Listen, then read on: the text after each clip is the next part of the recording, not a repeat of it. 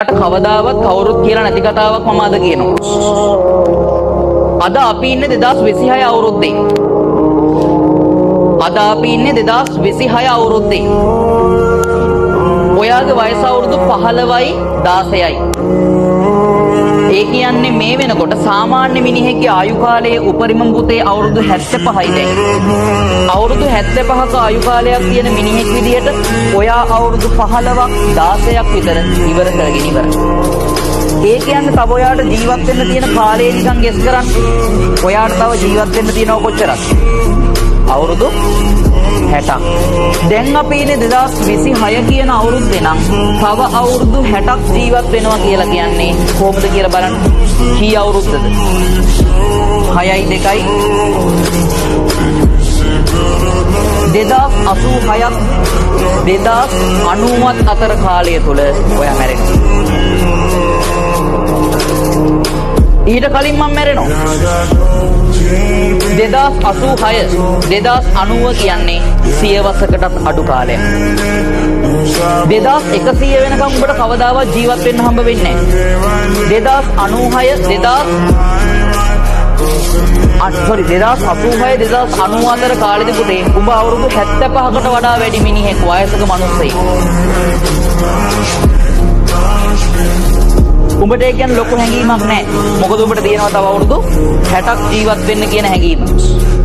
හැබැයි ඕක දාන්න ඔයාලගේ අම්මටයි තාත්තටයි. මේ වෙනකොට ඔයාලගේ අම්මගේ වයස තාත්තගේ වයස අවුරුදු 40යි හෝ 40ට වැඩි නම් අනිවාර්යෙන් ගොඩක් දුරට එහෙම වෙන්නම ඕනේ.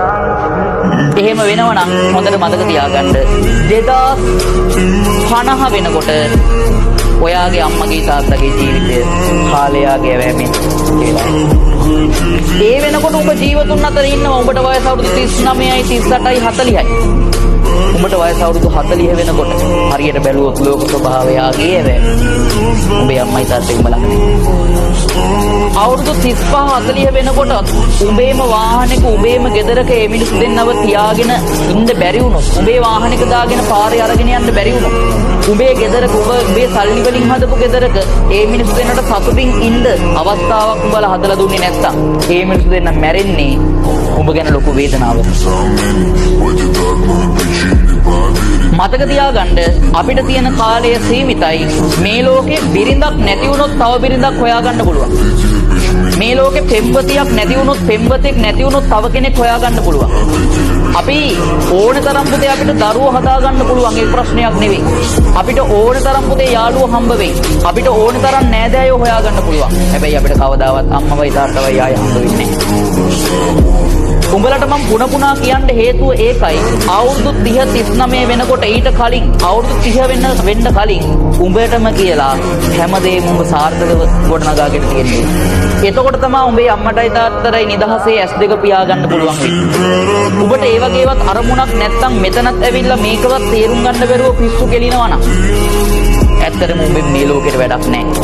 උඹ මේ ලෝකෙට බරක්. ලංකාව කියන රටට බරක්, උඹ ගෙදරට බරක්, අම්මා තාත්තට බරක්. අවුරුදු 35 වෙනකොටවත් ජීවිතේ සාර්ථක කරගන්න බැරුව කුලී ගෙදරක ජීවත් වෙන 8-5 රස්සාවක් කරන සාමාන්‍ය පාරේ බස් එකේ හැමදාම උදේ හවස යන එන මිනිහෙක් ගෑණියෙක් වුණොත් උඹලගේ ජීවිත වලින් උඹලට වැඩකුත් නැහැ, මේ රටට වැඩකුත් නැහැ. හොඳට මතක තියාගන්න.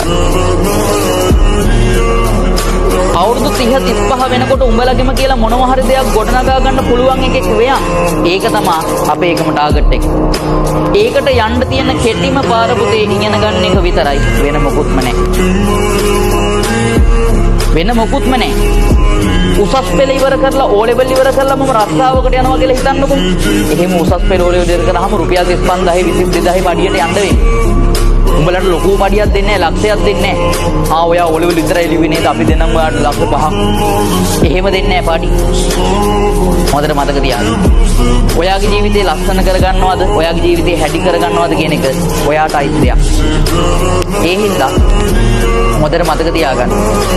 ඔයාගේ ජීවිතේ අම්මවයි තාත්තවයි සතුටු කරන්න තියෙන කාලය සීමිතයි. ඒ විදිහෙන් වැඩ කරන්න.